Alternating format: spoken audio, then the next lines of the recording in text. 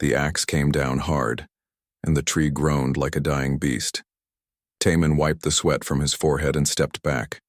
The massive ironwood trunk began to fall, crashing through the canopy with a sound like thunder.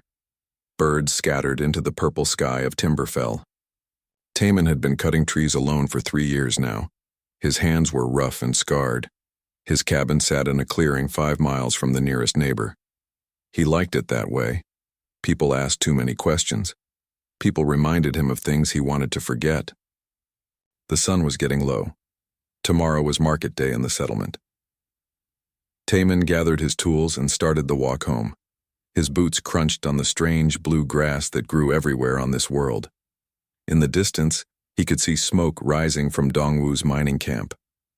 Dongwu was the closest thing Taman had to a friend, though they only spoke once or twice a month. Back at the cabin, Taman made a simple dinner, rice and dried meat, the same thing he ate most nights. He sat on his porch and watched the 3 moons rise over the forest. This planet was beautiful in a lonely sort of way. That was why he had chosen it. He thought about his wife Sora and his daughter Yunji sometimes, not as much as he used to. The pain had become dull, like an old injury that only hurt when the weather changed. They had died in a mining accident on their homeworld, an explosion. The company said it was nobody's fault, but Taman knew better. They had ignored safety warnings to meet their quotas. After that, Taman had left.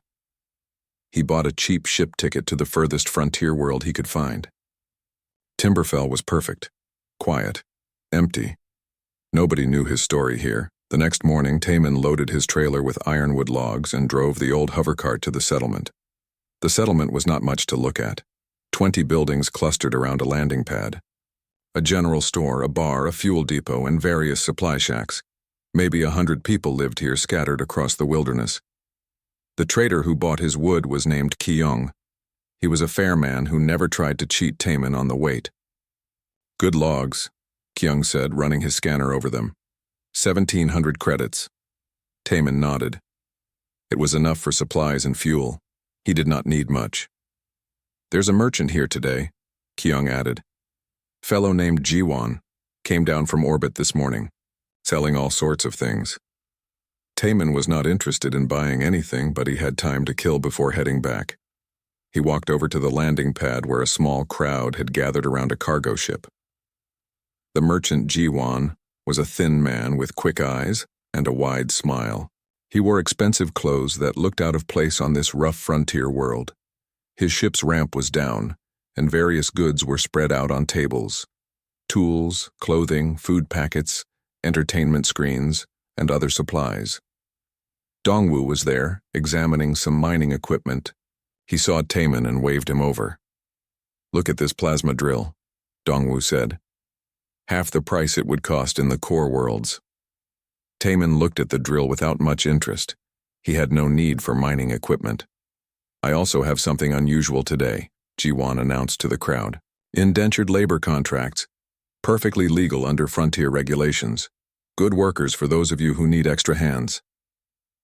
Several people moved closer. Labor was expensive out here. Most settlers worked alone or in small family groups. Jiwon gestured to 3 large burlap sacks near the ship's ramp. The sacks were moving slightly. "I have 3 goblins," Jiwon said. "Small but strong. They eat very little and can work 12 hours a day. Standard 5-year contracts." Taman had heard of goblins. They were small aliens from a swamp world, not very smart but good at simple labor. The Galactic Council officially prohibited slavery, but indentured labor existed in a gray area. On frontier worlds, nobody looked too closely at such things. 2 of the sacks were purchased quickly by miners who needed help with their operations. That left 1 sack smaller than the others. It barely moved. "This last one," Jiwon said, and his smile seemed forced now. "This one is defective. Small, even for a goblin. Eats too much. Probably will not last the full contract term, but I will sell it cheap. 200 credits. 200 credits was nothing. Suspiciously nothing. The other contracts had sold for over 1,000 credits each. "What's wrong with it?" someone asked. "Just small," Jiwon said quickly. "Weak, but maybe good for light work." Cleaning, cooking, that sort of thing. Nobody seemed interested. The crowd began to drift away. Dongwu nudged Taemin. You should buy it. You work too hard alone. Even a weak goblin could help around your cabin. Taemin shook his head. I do not need help. You look exhausted, Dongwu said. You have been cutting trees by yourself for 3 years. When was the last time you took a day off? Taemin could not remember. But that did not matter. Work kept his mind busy. Work kept the memories away. 150 credit, Jiwan said suddenly, looking directly at Taemin. Final offer. I need to get rid of it before I leave. There was something desperate in the merchant's voice, something that made Taemin suspicious. Why was he so eager to sell this particular worker? Taemin looked at the sack. It moved slightly, then was still. Against his better judgment, he felt something like pity. Whatever was in that sack was alive. Scared, probably. He remembered what it felt like to be powerless and afraid. 100 credits, Taemin said, and you throw in a month's worth of food rations. Jiwan's eyes lit up. Deal. Done. The transaction was quick. Jiwan scanned Taemin's credit chip and handed him a data pad with the contract information. Then he practically shoved the sack into Taemin's hands. Good luck, Jiwan said, already turning away. Remember, all sales are final. Within minutes, Jiwan's ship was powering up. He left so quickly that he forgot some of his display tables. The other settlers found that strange, but Taemin was already walking back to his hovercart with the sack. The sack was lighter than he expected. He placed it carefully in the back of the cart next to his supply crates. Through the burlap, he could feel something shift. The movement was odd, not jerky and quick like he would expect from a goblin. It was slow, graceful almost. Dongwu caught up with him before he left. You did a good thing. Even a weak worker is better than no worker. Taemin was not so sure. He had never wanted anyone at his cabin. He liked being alone. The drive back took an hour. The sack did not move much. Once or twice, Taemin thought he heard a sound from inside. Not a grunt or growl like a goblin would make. It sounded almost like crying, but very soft. When he reached his cabin, the suns were setting again. Taemin carried the sack inside and set it down in the main room. He stood there for a long moment staring at it. What had he done? He did not want responsibility for another living being. He had bought this on impulse, maybe because Dongwu had pushed him, maybe because the merchant had seemed so desperate to get rid of it. All right, Taemin said to the sack. I'm going to open this. Do not try to run or attack me. I am not going to hurt you. He untied the rope at the top of the sack. His hands were shaking slightly, though he did not know why. Slowly, carefully, he pulled the burlap away. What he saw made him freeze in shock. It was not a goblin, not even close. The creature that tumbled out of the sack was not a goblin. Taemin took 3 quick steps backward, his heart pounding. She was humanoid, female, and she was terrified. She curled into a ball on his floor, shaking. Her hands covered her face. She wore rags that might have once been clothing. Through her fingers, Taemin could see her skin. It was pale, almost white, with strange patterns that caught the lamplight. The patterns looked like crystals growing under her skin, creating delicate lines across her arms and neck. Her hair was long and silver white, tangled and dirty. She was thin, too thin. Taemin could see her ribs through the torn fabric. Hey, Taemin said softly. Hey, it is okay. She flinched at his voice but did not look up. Taemin raised his hands slowly, palms out. I am not going to hurt you. I promise. She still did not move. She was trembling so hard that Taemin thought she might be sick. He backed away further, giving her space. Are you hungry? Thirsty? No response. But after a moment he saw her head move slightly. Maybe a nod. Maybe just shaking. Taemin went to his kitchen, moving slowly so he would not scare her more. He filled a cup with water and found some bread and dried fruit. He set them on the floor halfway between them, then backed away to the far wall. There, he said. Take it, please. For a long time nothing happened. Then slowly one of her hands moved away from her face. She looked at the food. Her eyes were large and an impossible color. Purple. Violet. like the sky at sunset. She crawled forward like a wounded animal, grabbed the cup, and drank so fast that water spilled down her chin. Then she ate the bread in desperate bites, barely chewing. Taman felt anger building in his chest. Not at her. At whoever had done this, whoever had starved her and stuffed her in a sack like garbage. When the food was gone, she looked at him for the first time. Really looked at him. Her violet eyes were filled with fear and confusion. "What is your name?" Taman asked. She opened her mouth, but only a scratching sound came out. Her throat was too dry. Taman got more water and slid it across the floor to her. She drank again, more slowly this time. "Hieri," she whispered. The word was barely audible. "Hieri." Taman repeated. "My name is Taman. You are safe here. I will not hurt you." She stared at him like she did not believe him, or like she did not understand. Taman realized the problem. "Do you have a translator?" She shook her head. Her hand went to her ear, where a translator device should have been. There was nothing there. "Just a small scar, okay," Taman said. He went to a drawer and pulled out a spare translator. They were common devices, cheap and standard across the galaxy. He had a few extras for trading. He activated it and set it on the floor between them. The small device lit up and began scanning both of them, learning their languages. "This will help us talk," Taman said. The translator hummed, processing his words. After a moment, it repeated them in a different language, musical and strange. Hieri's eyes went wide. She picked up the translator with shaking hands and put it in her ear. "Can you understand me now?" Taman asked. "Yes," she said.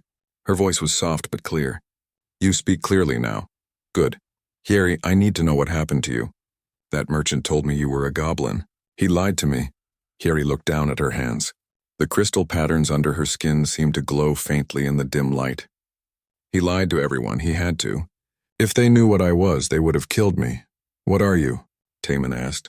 "I have never seen anyone like you." "I am Silari," Hieri said. The word came out like a prayer.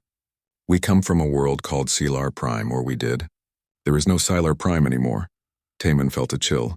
He had heard something about this. Years ago, before he came to Timberfell, a planet destroyed in a mining accident. A corporate operation gone wrong. "The mining disaster," he said slowly. 20 years ago, Hieri nodded. "It was not an accident. They destroyed our world on purpose. My people discovered something, evidence of crimes. The corporation could not let us tell anyone.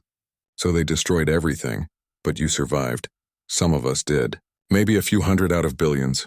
We scattered across the galaxy, hiding, running." Hieri's hands were shaking again. "But they hunt us. The corporation sends people to find us, to make sure we never speak the truth." "The slavers," Taman said. "Yes, they captured me 6 months ago. They put something on me." She touched her wrist where Taman could see scars from restraints. "A hologram device. It made me look like a goblin. They sold me to different people, used me, then took me back and sold me again." Taman's jaw clenched. He had seen evil in his life, but this was something worse. This was systematic cruelty. "The device broke 3 days ago," Hieri continued. Jiwan panicked. "He knew if anyone saw what I really was, they would ask questions. So he put me in the sack and tried to sell me to someone who would not look closely." "He sold you to me," Taman said. "A lonely man on a frontier world who would not ask questions." Hieri nodded. "Will you hurt me?" The question hit Taman like a punch. "No, never. Will you sell me to someone else?" "No. Will you use me?" Taman felt sick. "No. Hieri, I bought your contract without knowing what it really was. I thought I was helping a worker. But this is not right. Slavery is not right, no matter what legal words they use." He stood up and went to his desk. He found the datapad with her contract on it. The document was full of legal language about indentured service and labor obligations. It made him angry just reading it.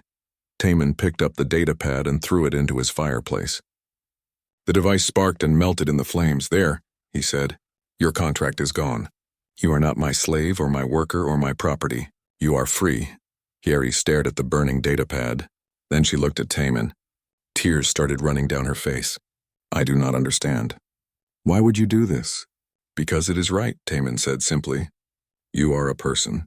You deserve freedom," Hieri cried harder. She covered her face again, but this time it was different. This time it was relief, not fear. Taman gave her time. He busied himself preparing the cabin's only bedroom. He changed the sheets and found clean clothes that might fit her. They would be too big. but better than the rags she wore. When Yeri's crying slowed, Taemin spoke gently. You can sleep in the bedroom. I will sleep out here in the main room. There is a lock on the bedroom door. You can lock it from the inside if that makes you feel safer. Where will you sleep? Yeri asked. I have a cot. I will be fine. This is your home.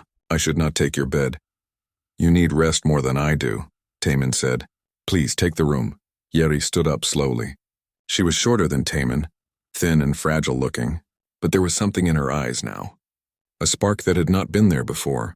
Hope, maybe. Thank you, she said. I do not know why you are kind to me, but thank you. You do not need to thank me for treating you like a person, Taemin said. He showed her the bedroom and the small bathroom attached to it. There was a shower and clean towels. Hayashi looked at these things like they were treasures. Take your time, Taemin said. Rest. If you need anything, just call. I will be right outside, Yeri nodded. She stepped into the bedroom and hesitated at the door. Taemin, are there others like you? Other humans who would help someone like me? Taemin thought about that. He wanted to say yes. He wanted to believe that most people were good. But he had seen too much cruelty in his life. He had seen companies value profit over lives. He had seen people look away from injustice because it was easier. I do not know, he said honestly.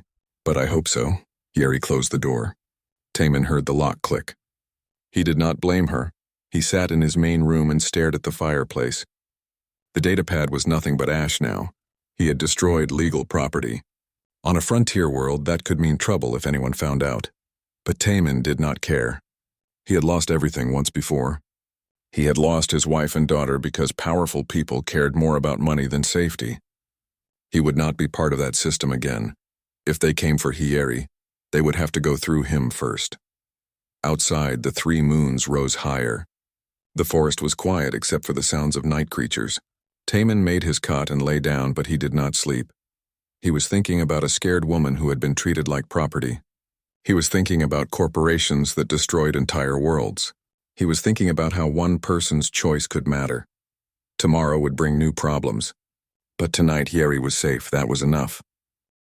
The first week was difficult. Yeri barely left the bedroom.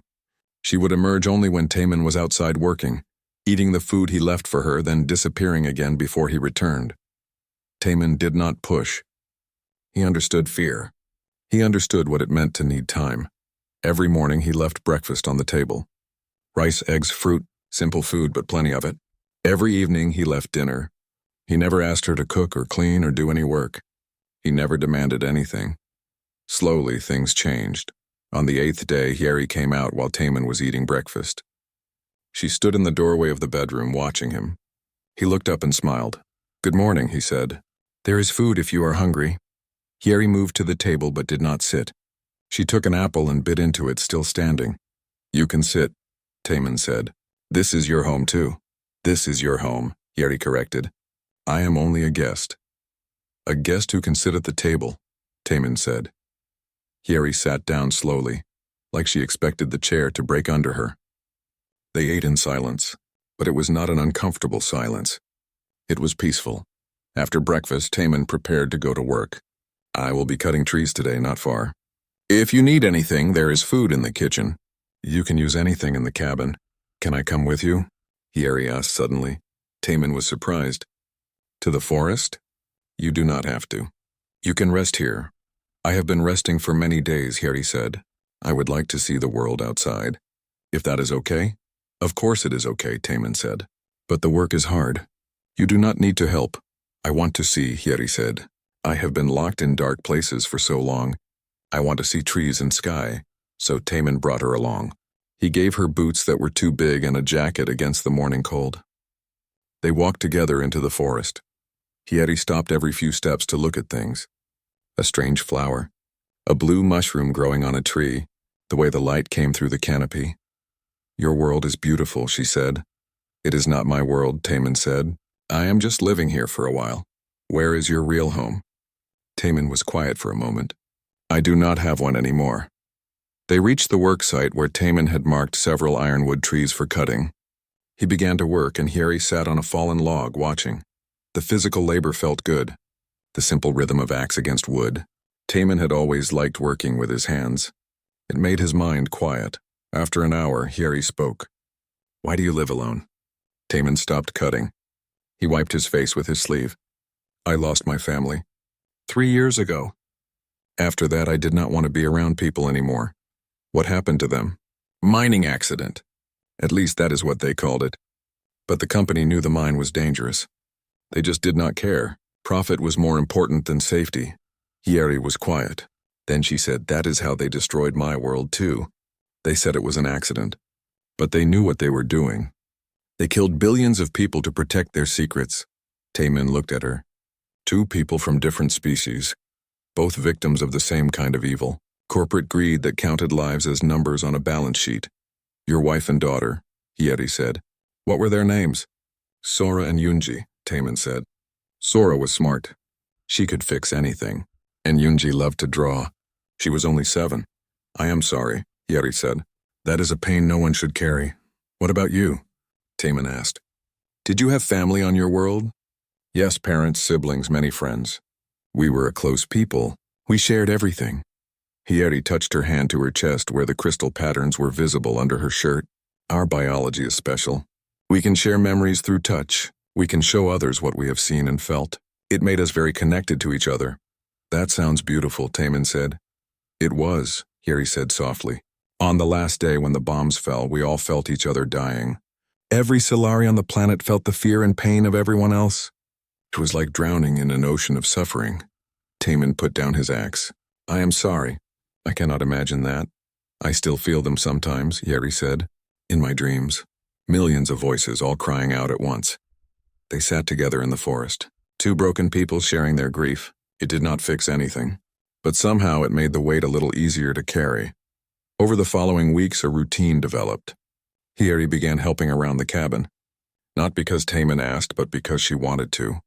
She cooked meals that were better than anything Taman had made in years. She organized his messy workshop. She even learned to maintain his equipment. She also began teaching Taman about her people. She would draw pictures in a notebook, showing him the crystal cities of Sylar Prime, the hanging gardens, the memory libraries where knowledge was stored not in books but in crystals that could be touched and experienced. We were not warriors, Hieri explained one evening. We were scholars and artists. We studied the universe and created beautiful things. That is why we were easy to destroy. We trusted too much. Trust is not a weakness, Taman said. The ones who betrayed you are the weak ones. One night, a storm rolled in from the mountains. Thunder crashed and lightning split the sky. Taman woke to hear Hieri crying out from the bedroom. He knocked on her door. Hieri, are you okay? No answer. Just a sound like sobbing.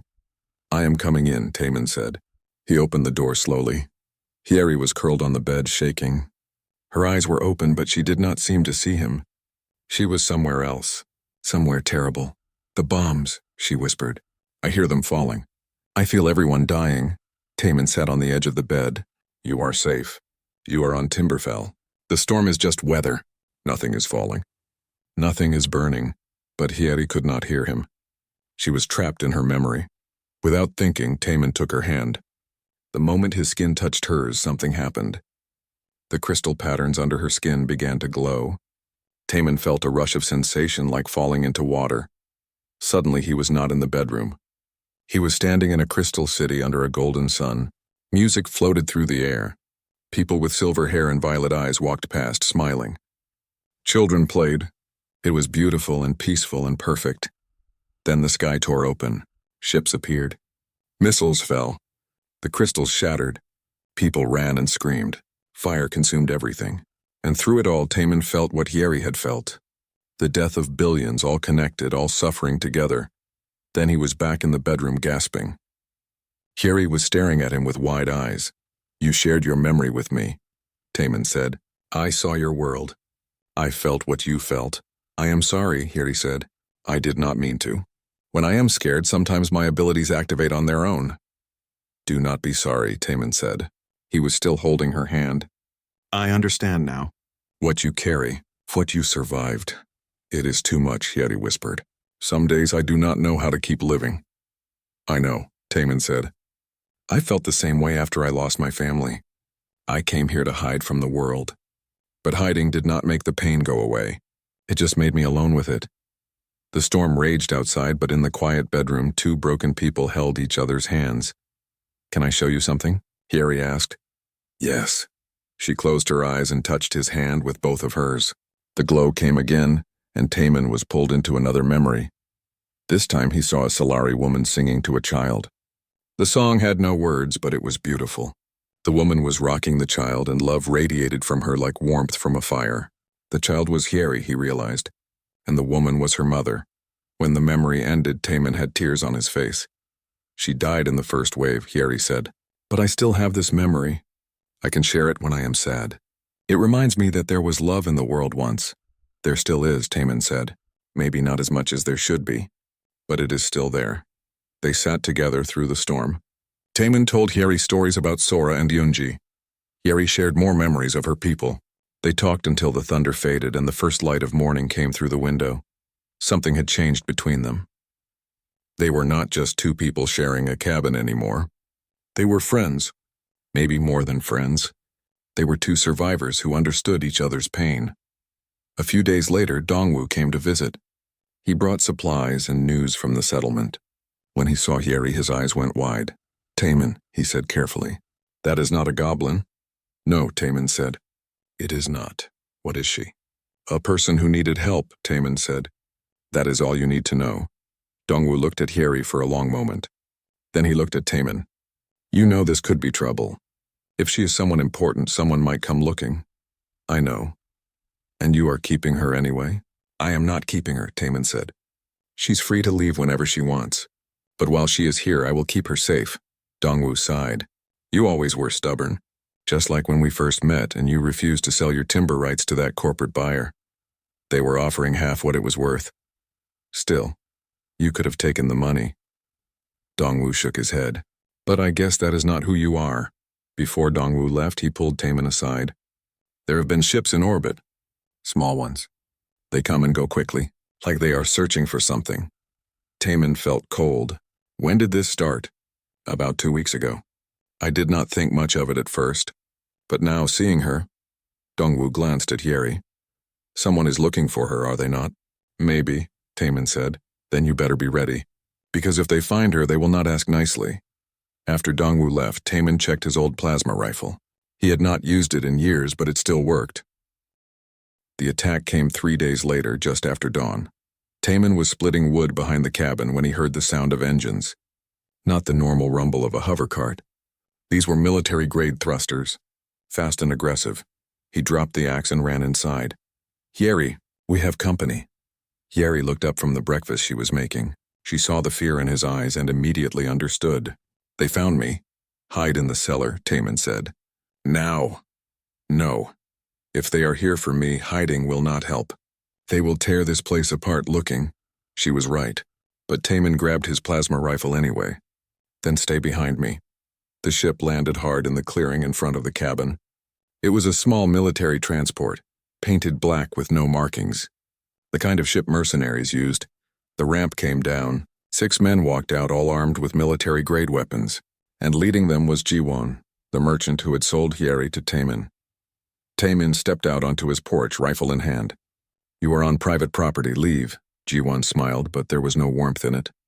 "Taman, I am here to collect my property. There was a mistake in the transaction. I need to take back what I sold you." "The contract is fulfilled," Taman said. "You have no claim here." "The contract was for a goblin laborer," Jiwon said. "What I sold you was clearly not a goblin. Therefore, the contract is void. Return her and there will be no trouble." One of the mercenaries stepped forward. He was large, with scars across his face and dead eyes. "Stop wasting time. We know she is in there. Hand her over." Taman raised his rifle. "You will have to go through me," the mercenary laughed. "One man with an old rifle against 6 of us? You are either brave or stupid." "Maybe both," Taman said. "But I am not moving." The tension in the clearing was thick enough to cut. The mercenaries spread out, forming a semicircle around the cabin. They were professionals. They knew what they were doing. Then Hyeri stepped out onto the porch beside Taman. "Do not do this," Taman said to her. "Go back inside." "No," Hyeri said. "If they want me, they can take me. But I will not let you die for me." "I am not going to die," Taman said. "And you are not going with them." Jiwon's eyes locked onto Hyeri. There she is. The last little Solari. Do you know how much the corporation is paying for you? Enough to buy a moon. Why? Hieri asked.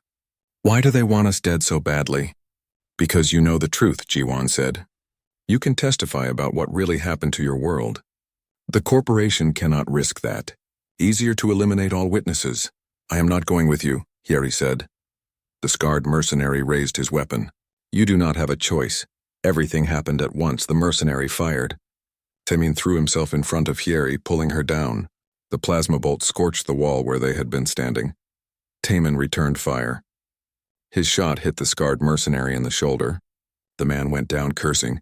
Into the forest, Temin shouted. Run, they ran. Behind them, the mercenaries gave chase. Plasma bolts flashed through the trees. Temin fired back blindly, trying to slow them down. Temin knew these forests. He had walked every trail for 3 years. He led Hieri through thick brush and around hidden ravines. The mercenaries followed, but they were city soldiers. They did not know how to move quietly in the wilderness. They will catch us, Hieri gasped. There are too many. No, they will not, Temin said. He pulled her toward a narrow canyon he knew well. Trust me, they ran down into the canyon. Behind them, the mercenaries crashed through the undergrowth. They were getting closer. Temin stopped at a specific spot. Hieri, can you connect with plants, like you told me before? Yes, but why? The trees here. They have deep roots. Can you make them move? Hieri looked at the canyon walls. Understanding filled her eyes. I can try. She knelt and pressed her palms to the ground. The crystal patterns under her skin began to glow brightly. Temin had never seen them so bright before. The ground trembled. The mercenaries reached the canyon entrance. We have them cornered, one shouted, but then the trees moved. Massive ironwood roots burst from the canyon walls like serpents. They twisted and writhed, blocking the path. Rocks began to fall. What is happening? A mercenary yelled. She is doing something! Shoot her! Temin fired at them, forcing them to take cover. Hieri was shaking with effort, her entire body glowing now. More roots erupted from the ground. The canyon walls groaned and shifted. Hieri, stop, Temin said. You are going to bring down the whole canyon. That is the idea, Hieri said through gritted teeth. She released her connection to the earth. For a moment, everything was silent. Then the canyon walls collapsed. Temin grabbed Hieri and ran. Behind them, tons of rock and soil came crashing down. The mercenaries screamed. The sound was deafening. When the dust settled, the canyon was filled with rubble. The entrance was completely blocked. Did we kill them? Hieri asked, breathing hard. I do not know, Temin said. But we bought time. They kept moving, circling back toward the cabin through a different route. Temin was about to suggest they head to Dongwu's camp when he saw something in the sky. Another ship was descending. But this one was different. It was white with blue markings. Official Galactic Council colors, is that more of them? Hieri asked. No, Temin said. That is Council enforcement. The ship landed near Temin's cabin. The ramp opened and a man in a council uniform stepped out. He was young, maybe 30, with sharp eyes and a confident posture. I am Agent Minho of the Galactic Council, he announced. I am looking for a human named Temin and a Solari refugee named Hieri. Temin and Hieri emerged from the tree line, weapons still in hand. Minho saw them and held up his hands. I am not here to harm you. I am investigating illegal slaving operations in this sector. Bad timing, Temin said. We just had mercenaries attack us. The mercenaries work for Desung Corporation, Minho said. We have been tracking them for months. They have been systematically hunting down Solari survivors. Why? Hieri asked. Because you are witnesses, Minho said. The destruction of Sylar Prime was not an accident. It was genocide. Desung Corporation killed billions of people to hide evidence of illegal mining operations and toxic waste dumping. If even one Solari testifies before the council, the entire corporate leadership will face execution. How many of us are left? Hieri asked quietly. We do not know exactly. Maybe a few dozen, maybe 100. But you are the first survivor we have found alive and free. The first? Hieri looked shocked. What happened to the others? Dead or in corporate holding cells, Minho said grimly. Desung has been efficient. Temin heard engines starting up. He turned to see Jiwan's ship lifting off. The merchant was escaping. Stop him, Temin shouted. I cannot, Minho said. My ship is a shuttle, not a fighter. But Jiwan's ship did not get far. Another council vessel. This one, a proper warship, dropped out of orbit. A single shot disabled Jiwan's engines. The ship crashed back to the ground, smoking and broken. Council soldiers poured out of the warship and surrounded the crashed ship. Jiwan and the surviving mercenaries were pulled out and arrested. Minho walked over to Jiwan and looked down at him. You are under arrest for slavery, kidnapping, and conspiracy to commit genocide. You will be taken to the council homeworld for trial. Jiwan spat blood. I want a lawyer. I have rights. You gave up your rights when you trafficked sentient beings, Minho said coldly. He turned to Taemin and Hyeri. I need you both to come with me. Hyeri, your testimony is critical. You can bring down the entire corporate structure that destroyed your people. What about him? Hyeri pointed at Taemin. He saved me. Without him, I would be dead or worse. Minho looked at Taemin with new respect. You protected her against 6 armed mercenaries? I did what anyone should do, Taemin said. Most people would not, Minho said. Most people would have looked the other way, or sold her to the highest bidder. I am not most people. Minho smiled slightly. No, you are not. I will need your testimony as well. You are a witness to the slaving operation. Your account will help our case. Taemin looked at Hyeri. What do you want to do? Hyeri was quiet for a long time. Then she said, I want justice. For my people. For everyone who died. But I am scared. I will go with you, Taemin said. If you want me to, you would leave your home? This is just a cabin, Taemin said. You are more important. Hyeri took his hand. The crystal patterns glowed softly. Through the connection, Taemin felt her fear, but also her determination, and her gratitude. Then we go together, Hyeri said. Minho nodded. Good, we leave within the hour. Pack what you need. As they walked back to the cabin, Dongwu came running through the trees. I heard explosions. What happened? Taemin quickly explained. Dongwu listened, his eyes growing wider with each sentence. So you are leaving? Dongwu asked. For a while, Taemin said. I need to help Hyeri with this. Dongwu looked at Hyeri, then at Taemin. You care about her? Yes. More than just as a friend. Taemin hesitated, then nodded. Dongwu clapped him on the shoulder. Good. It is about time you let someone in again. Your wife would have wanted you to be happy. Maybe, Taemin said. Not maybe. Definitely. Dongwu smiled. Go, help her get justice. I will watch your cabin. When you come back, everything will be waiting. Taemin packed a small bag. Clothes, supplies, a picture of Sora and Yunji. Hyeri had nothing to pack. Everything she owned had been taken from her long ago. As they boarded Minho's ship, Taemin took one last look at his cabin. The council homeworld was called Unity. It was a planet of gleaming towers and vast parks, where hundreds of species lived and worked together. Taemin had never seen anything like it. Hyeri stood at the window of their quarters, staring out at the city. They had been given a comfortable apartment while they waited for the trial to begin. It had been 2 weeks since they left Timberfell. I never thought I would see so many people again, Hyeri said. After my world died, I thought I would spend the rest of my life hiding. You do not have to hide anymore, Taemin said. Minho and his team will keep you safe, until I testify. Then everyone will know who I am. What I am. Is that a bad thing? Hyeri turned to face him. The crystal patterns under her skin shimmered in the light from the city. I do not know. For so long being Solari meant being hunted. I learned to hide what I was. Now I am supposed to stand in front of the entire Galactic Council and tell them my story. You are strong enough, Taemin said. I have seen what you can do. You brought down a canyon wall. That was different. That was survival. Hyeri sat down, her shoulders slumping. This is different. They will ask me questions about the day my world died. I will have to relive the worst day of my life in front of strangers. Taemin sat beside her and took her hand. You do not have to do this alone. I will be there, right beside you. You have already done so much for me. You risked your life to protect me from those mercenaries. And I would do it again, Taemin said simply. Hyeri looked at him. Her violet eyes were bright with unshed tears. Why? Why do you care so much about me? Taemin thought about how to answer. The truth was complicated. He cared because she was a person who needed help. He cared because he had seen evil and refused to be part of it. But it was more than that now. Because you remind me that there is still good in the universe, he said finally. After I lost my family, I thought the world was only pain and loss. But then I met you, and I remembered that people can be kind, that we can choose to help each other. You helped me first, Harry said. I was just a stranger in a sack. You were a person who needed help, Taman corrected. That is all that mattered.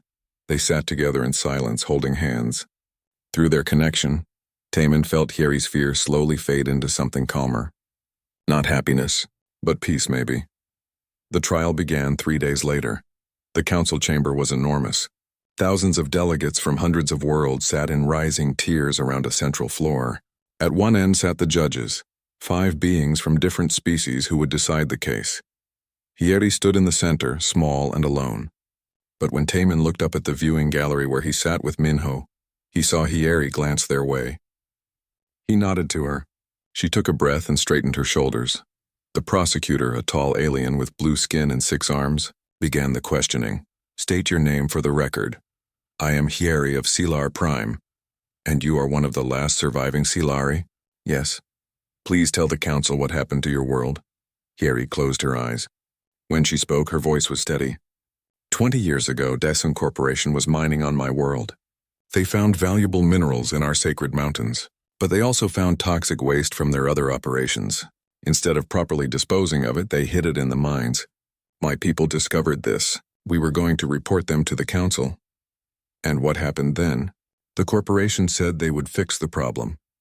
They asked us to wait, to give them time to clean up their mistake. We trusted them.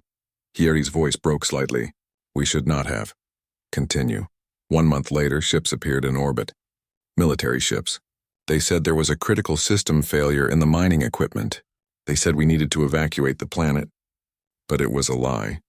The ships began bombing the surface, targeting our cities, our schools, our memory libraries, everything.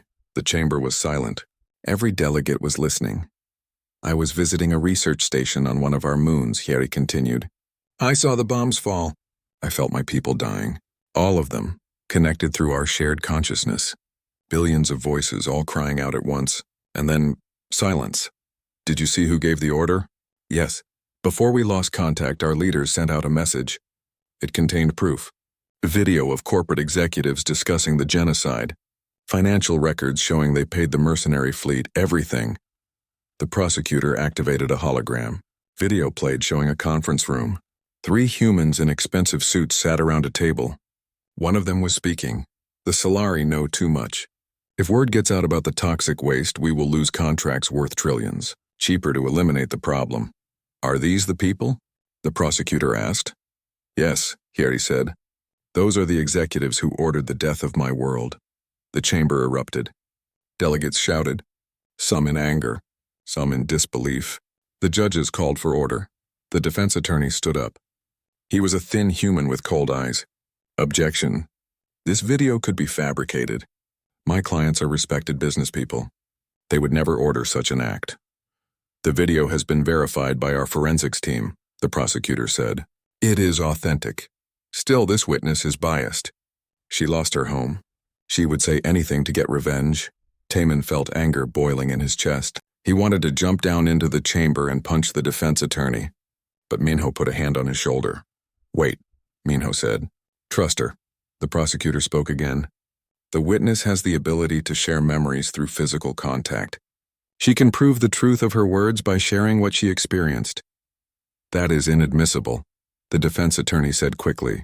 Shared memories are subjective. They cannot be considered evidence. They can if verified by a neutral telepath, one of the judges said. I propose we allow the witness to share her memory with our court telepath. If the memory is genuine, it will be accepted as evidence. The defense attorney looked nervous. This is highly irregular. This is a trial for genocide, the judge said coldly. Regular procedure does not apply. Bring in the court telepath. A small alien with large eyes and no mouth entered the chamber. It communicated through telepathy, its voice appearing directly in everyone's minds. I am ready to verify the memory. Hieri walked over to the telepath. She held out her hand. The telepath touched her, and the crystal patterns under Hieri's skin began to glow. For 30 seconds, nothing happened. Then the telepath withdrew its hand and turned to the judges. The memory is genuine. I have seen what she saw, felt what she felt, the pain of billions dying at once. It is not something that could be fabricated or imagined. Can you share it with the council? The judge asked. Yes, but I warn you, it is not easy to witness. Proceed. The telepath raised its hands. Suddenly, every being in the chamber was connected to the memory. Taman felt it too, even from the gallery. The Crystal City. The golden sun. The perfect peace. And then the horror. The ships. The bombs. The screams, the fire. The death of billions. When it ended, the chamber was silent. Many delegates were crying. Even the judges looked shaken. The defense attorney sat down without another word. There was nothing he could say. The trial continued for 3 more days. More witnesses testified. Financial records were presented. Communication logs between the executives and the mercenary fleet. The evidence was overwhelming. On the 4th day, the judges delivered their verdict.